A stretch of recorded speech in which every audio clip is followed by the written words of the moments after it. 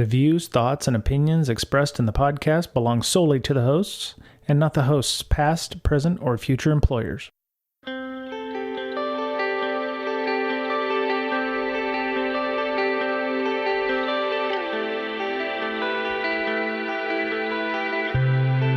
Hello, everybody. Welcome back. It's Brian and Mr. Betcher for Breaking Down Security.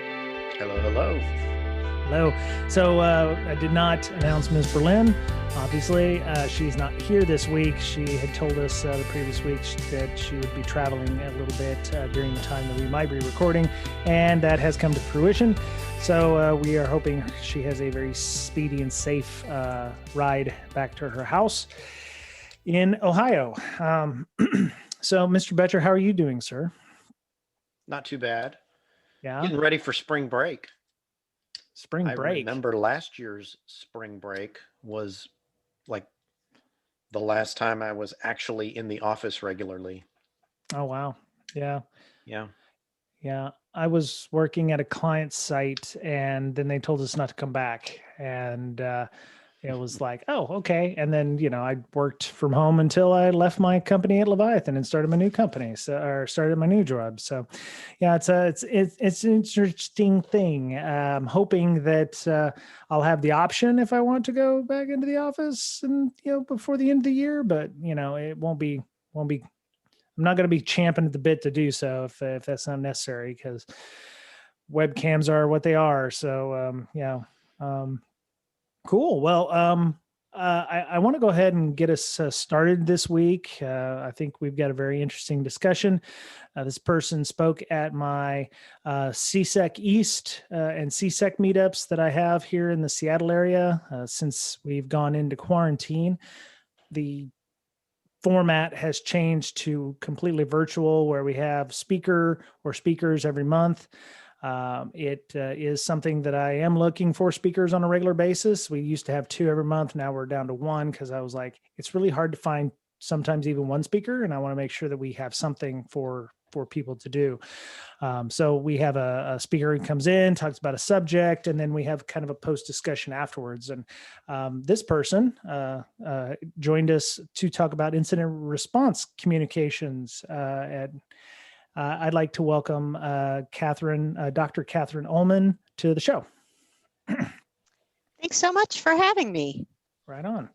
All right. So, Catherine, please tell us a little bit about yourself, if you can, and how you got your start in incident response and security. So my background, like many people coming into this, was sideways. My original degree is actually in the music industry, and I worked in that field for a while. And then I realized I had morals and ethics that precluded me from continuing in that field, and essentially left me looking for something else to do. And my dad had been doing computers most of my life. And so that was sort of like the next possible thing to look into. And I had a friend who said, you should do computers. And I said, oh, okay. And I wound up doing support. I did WordPerfect support on the phone for way too long, and then eventually transitioned into in-person support, and eventually was supporting both desktops and servers at the university level. And having done that for a number of years, I started looking at security stuff, because it was sort of the very, very early days of security. So back when, servers didn't have firewalls, because servers were really new, and it just wasn't even a thing. So from that point, it was really kind of when I started doing any form of incident response. There was a guy that I worked with who was starting to look at machines that were behaving strangely. I spent some time with him. He taught me a lot of the things he was learning from these early SANS courses. Back before SANS had like 504, it was like 3 and 4 and 5, like the class numbers were even that, like that's how long ago we're talking. Wow. And it wasn't too long before I moved into the realm of forensics, because I really wanted to understand that. And I started doing forensics part-time for the security office, kind of with 1 foot in each side. And then over time, they brought me in full-time, which really led me to more forensics and incident response stuff. So that's really kind of how I got to be where I am. Nice. Okay. So what we're going to talk about is for those of you who didn't get to come to SeaSec East and SeaSec, and if you haven't had a chance to do that, you should come and do that. Incident response communications. And so there are no shortages of incident responses that have been in the news recently, whether you may still be working one right now if you have a large Exchange on-prem solution that you're dealing with, because there was a fairly weighty O-Day list that came out against Exchange due to the threat actor, I believe, by the name of Hafnium, that is causing and wreaking some havoc with folks. I believe Microsoft put out an out-of-band patch for that. I could be wrong. Multiple patches. Multiple, right? Multiple, multiple patches. So even I believe they even patched Exchange 2010, which they said due to defense in depth. So that just shows you that maybe Microsoft has enough metrics out there to realize that there's a ton of folks still using Exchange 2010, sadly, that they needed to patch something that is no longer in support. So, let's go from that scenario. So let's say I work at a large multinational organization and we have not fully embraced something like Office 365 yet, and Hafnium comes up. What's the first thing as a person other than panic should I be thinking about when we finally go, yes, that's a problem, we are going to consider this an incident? What are some of the things that a good organization with proper process should be thinking about when they activate the incident response team?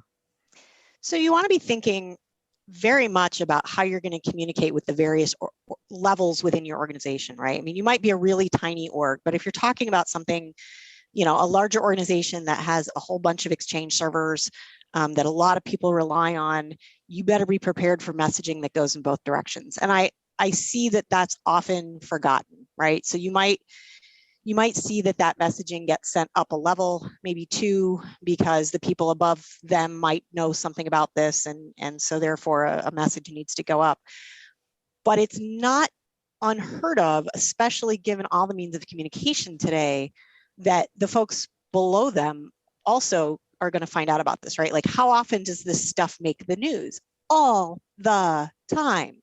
Right. We see it now totally in social media. We see it in the daily, local news, which we never used to see before. So it's not too unusual for even your end user to ask questions about, like, were we impacted and what does that mean for me? And that may sound far-fetched, but I've seen it. And I've had people ask me questions about things that normally wouldn't impact them at all unless the service was unavailable. So I think the important thing is to make sure that you're preparing messaging in multiple directions. You need to make sure that you know all of the people that need to be involved in the conversation. So your stakeholders, whether they're internal, they're external, in this case, you probably don't need to involve law enforcement, but you might in other cases. So, be thinking more broadly.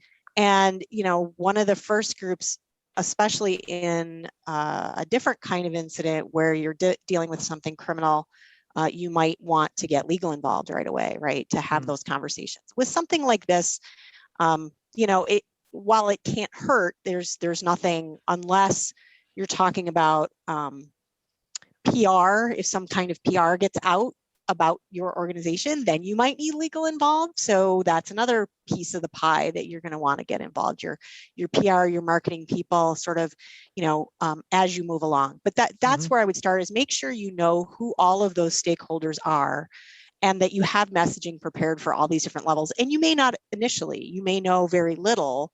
So, you need to keep that somewhat close to the vest. Right. Okay. So that's the TLDR. If you don't have an hour to listen to both of our shows, both of the episodes that we hope to have here, clear, concise communication is going to be key. I want to go back. So we call an incident response, and in order to create the proper messaging, though, we need to have necessary data. We can't just go, oh, we've been completely owned. So, Right. there's going to be two things that are going to split off here. Either it's, we found incidents or indicators of compromise, or this is an O-Day that could compromise our environment. Those are definitely different messages that you're trying to send. And because, especially since Hafnium is exchange based, a lot of the communication that you would do for an incident response may come from the same systems you're about to patch. Right. So, do you have any kind of, do you use templates, or do you use anything like, a status page, maybe on a website or something, or a wiki, or I mean, what are some of the other ways other than just email or a Zoom or something where you could get on that would be useful for this? So I think you're spot on. You need to consider what we would call your communication channel, right? And each incident you deal with is going to have appropriate communication channels for different people. Your executive folks may insist on in person. Even in today's day and age, that in person may be via a Zoom because it's not truly in person, or depending on your org, maybe it literally is, we're going to stand outside and we're going to have that conversation. But you need to know your stakeholders. You need to understand what they're going to expect. It may come down to having those conversations completely out of band. You may need to pick up a POTS telephone, right? Not even VoIP, because the unified communication system could be involved here. So, you just have to kind of look at the particulars of the incident and say, well, maybe email is not a good choice. Maybe it is better on an intranet. Maybe it's better, if we weren't in COVID, maybe having a meeting with people, whether it's a large group or a small group. Maybe it's, snail mail. If it's something where, you really need to get information out and attackers could be in those traditional communication channels, maybe it's FedEx, or UPS or something. But you have to consider that. I think that's an excellent point, that it really is going to depend on what you need to communicate, who you're communicating with, and what kind of incident you're dealing with, for sure. And the joke that I make always, and tip of the hat to Chris Roberts, is lawyer approved carrier pigeons are always a good choice, because they'll get it there safely. Right. So Mr. Betcher, it's hard to get a word in edgewise with you constantly talking over there. Have you had experience, sir, with trying to communicate these kinds of things with organizations in the past? I know you and I used to work at a particular organization where we did have one or two, close calls, but do you have any specific way that works good for you or for your organization with regards to communicating those outages or issues? Typically in the organization I'm in now, a war room will spin up, and then the incident response team has a template that they publish, and they will email details of the incident to whoever needs to be involved. Now, they also have documents that were done beforehand to instruct them on what type of incident is being handled and what kind of communication. As Kathy said, you may have to do phone calls, right, to executives, and they may have to make other decisions like that. We might need to get legal involved, and legal has been involved in the writing of the documents beforehand, just to make sure. Like, for example, if your CEO needs to have a press release, well, there is a canned press release already written and approved by legal, right? So he doesn't need to sit there and make it up on the fly. Right. And it's generic enough to where he could maybe change a few details and issue a press release if he needs to. So those are the kinds of things that you need to think about and have ready to go based on whatever type of incident you might have. Right. Yeah. I think everybody's heard that canned release. Your information is very important to us. Nothing has been, deleted, nobody's gained access to customer data. We're constantly, looking, it's a sophisticated attack, something, and then, they figure it out later. Right. So, Yeah. That's the one they want to get out to everybody to kind of, lay fears, and then they can, go back later. Right. Right. And you need some for ransomware. That's a big one, in case right. all your servers are hosed, things like that. Right. Insider threats. What are some of the others? You could have a disaster recovery incident where your primary goes down and you have to fail over, and right. then you might have to basically have a list of people that need to be notified and how they need to be notified. So right. things like that, as well as customers. Right. So Kathy, question: Mr. Betcher mentioned a war room. Who do you ever just invite? Is it everybody in the pool in a war room, or is there a good way of doing that? Because I took GCIH myself. They're 504. I'm actually very proud of how well I did actually on that, because for somebody who doesn't do incident response. But one of the things they were talking about was the person leading the response shouldn't be the one who's also maybe communicating that effort to people, because their job is to just work the incident. How important is it to define the roles in an incident? So things like, you're the incident commander, you're the person who's going to be talking to the CEO, but it's not necessarily the incident commander. How important is that for making sure the incident is handled well?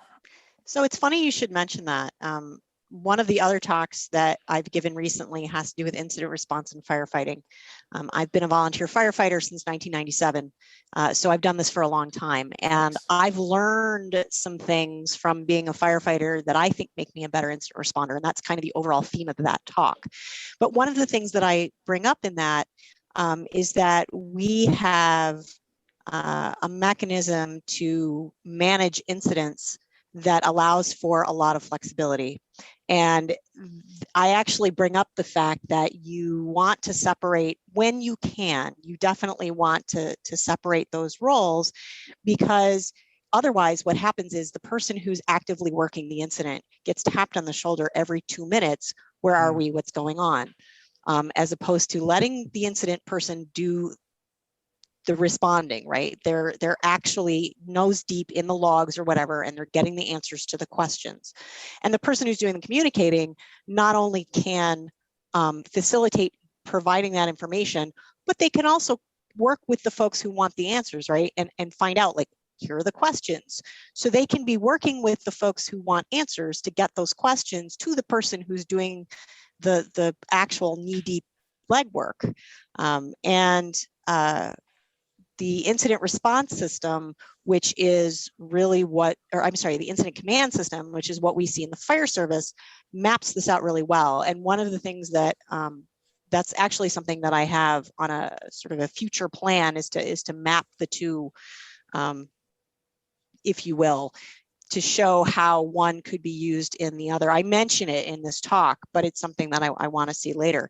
And that's absolutely something I think is critical.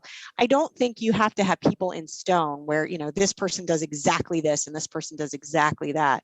But people, I think, have to understand in general what their role is, so that there isn't this constant interruption and the information can flow more freely, and the person can get each piece can get the job done, right? So the people who are looking at the servers, for if we're going to this Exchange example, and they're looking through the logs and they're running the tools to see, what they can see, isn't, because I know from personal experience, if somebody's constantly tapping me on the shoulder and I'm constantly being interrupted, I will never get the answers to any of these questions, much less any others that come up in my own mind. Right. So I think it's important for the folks on your team to have a sense of what their roles and responsibilities are in general. I don't think they need to be in stone. And the answer to your question about who's in the room, I think it depends on what room you're in, right? So in terms of a war room, you often have, Brian, I don't know what your experience is, but in my experience in a room like that, it's often middle and maybe sometimes senior management are having discussions about communications and how this is going to be handled throughout the external to the company or within the organization more generally.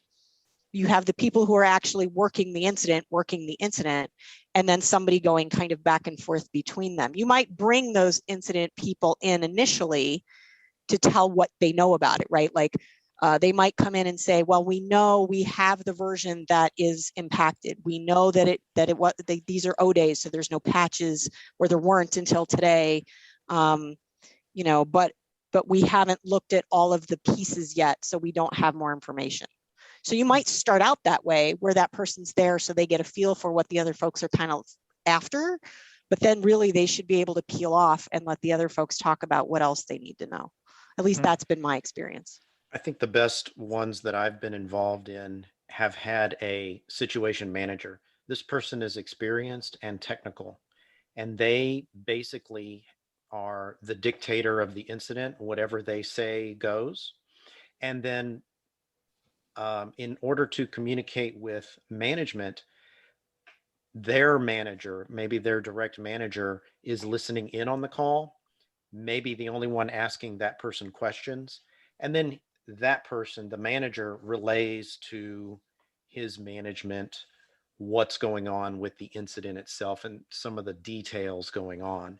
And then some of the higher level decisions are made on a different call, perhaps like a management call. And then the situation manager's manager is the liaison between the two, because he's more technical, or that person is more technical, maybe knows what the situation manager is doing, but doesn't have to interrupt him every 5 seconds, right? To say, what about this? What about that? Are you doing this? Right? Does that make sense?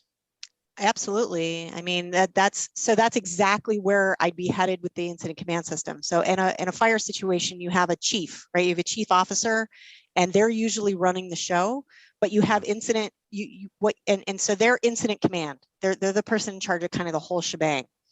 But then you have somebody who is in charge of, say, one portion of the operation. So interior operations, right? And that person is only focused on what's going on the inside of the building, and they report to exterior operations, and then exterior operations is going to report to that incident commander. And so the incident commander is only worried about one or two people. So they're worried about, say, whoever's handling kind of immediate need stuff, and maybe, the incident, the folks who are working the incident on the outside of the building, they're not worried about everything else, because those people all report to that person. So it's a very similar idea. Right. Very cool. And the situation manager, once that person gives commands to technical people who are maybe specializing in, okay, this person is, the incident commander may say, I want Bob to go just do forensic analysis on what we believe is patient 0, so go do that. And you just go do your thing. So he's basically directing people to do certain tasks. He's the task manager, basically, right? Yep, right. Absolutely. Operations. Nice. Mm-hmm. Nice. Yep. So each one, we've declared this is an incident, which means there's certain criteria that has to be created, or has to be, verified to say that this is an incident. Also, when an incident is announced or occurs, certain things like SLAs are put into place for compliance reasons. You may have to put out notification to people in a certain amount of time if there's a data breach or what have you. Who should be involved in making sure that these messages are written in such a way as to be informing people, but still not giving away all the crown jewels or information that could be used later on, either against you or with your organization? So I think, it's certainly where we are it's a combination. It's a group effort that takes into account legal, because obviously there are legal implications.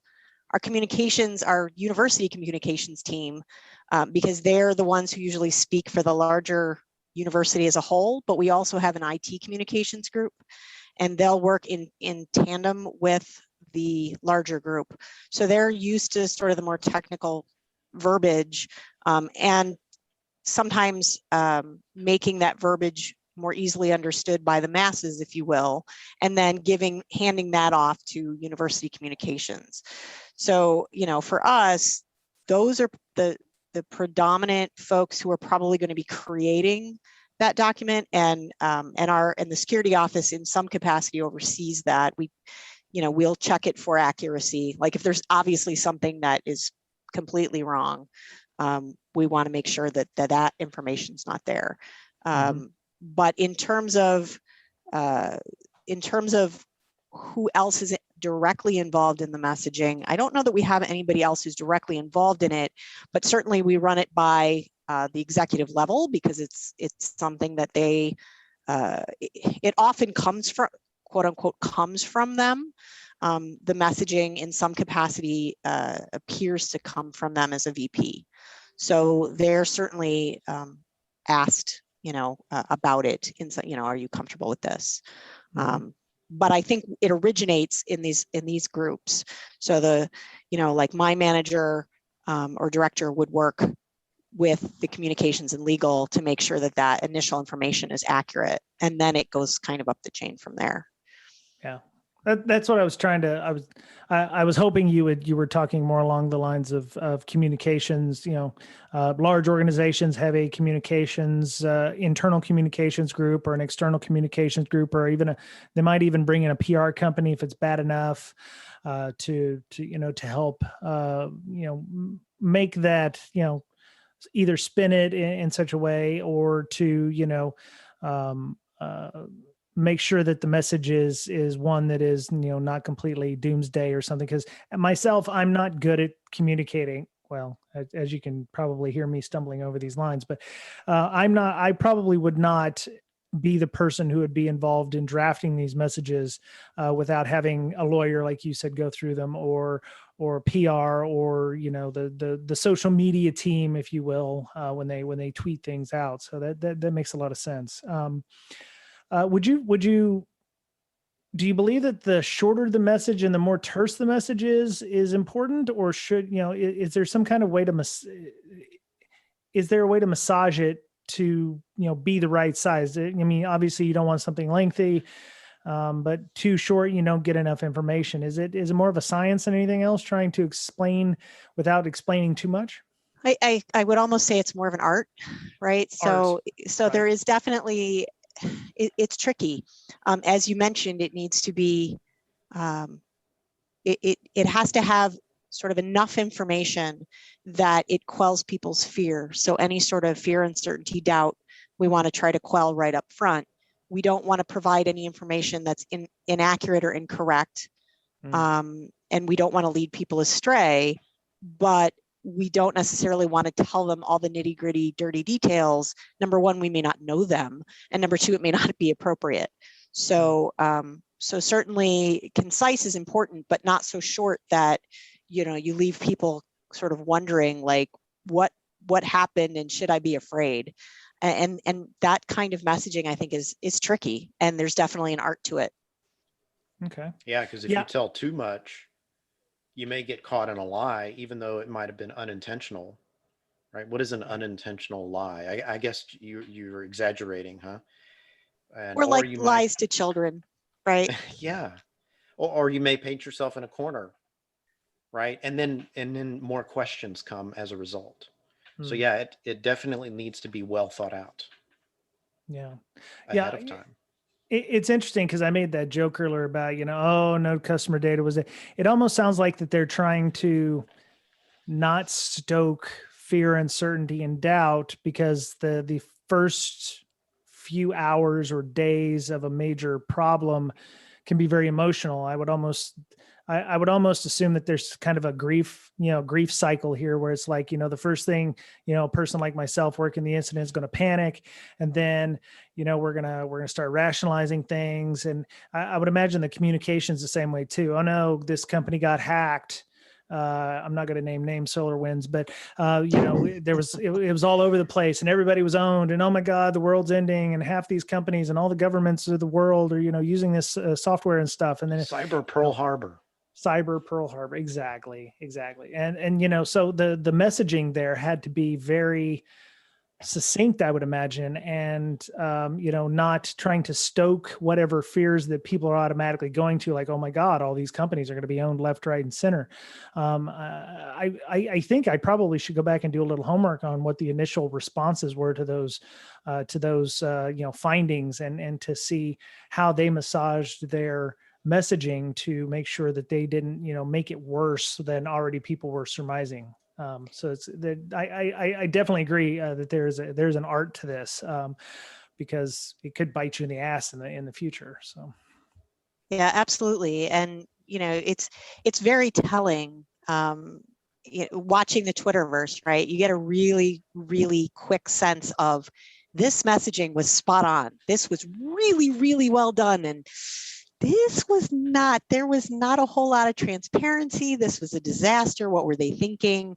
And certainly the security community comes together and they feel pretty strongly about this. And I tend to be one of those people who says, right, yeah, this was well done, or no. And that's tricky, right? I mean, again, being transparent, you don't want to put your foot in your mouth. You don't want to say too much, but you also don't want to give false information and lead people astray. That was our show for this week. You can find show notes for this and all of our shows at www.breakingsecurity.com. You can also find an RSS link on the site to add to your favorite podcatcher. You can find all of us on Twitter. Miss Berlin can be found at InfoSyster, INFOSYSTIR. Mr. Betcher can be found at BetcherPwned, BOETTCHERPWNED. And you can follow me on Twitter at Brian Brake, BRYANBRAKE. We have a Slack. Come join us on our Slack. A lot of great things going on there. A lot of channels of various InfoSec-related subjects. You can get an invite on Twitter by emailing our official Twitter handle for the show at BrakeSec, BRAKESEC, or you can email us at bds.podcast@gmail.com. Thank you to all of our Patreon supporters for their monetary assistance by offsetting costs involved in putting out a weekly show. Zoom fees, Libsyn hosting, domain purchase, renewal, equipment upgrades, time and effort building the community we have. We appreciate all of your help and support. If you'd like a t-shirt, stickers, coffee mug, or just to show your support for the show, you can check out our TPub site, www.tpublic.com/user/BDS podcast. We thrive on your feedback. A quick 5-star comment on iTunes or Google Play Store or your favorite streaming service, Spotify, Pandora, what have you, go a long way to gaining us additional visibility. It takes no time at all, and we appreciate your help in spreading the word. That was it for Breaking Down Security this week. Be safe, be well, be kind to one another. Take care of yourself because you're the only you have. And we'll talk to you again soon.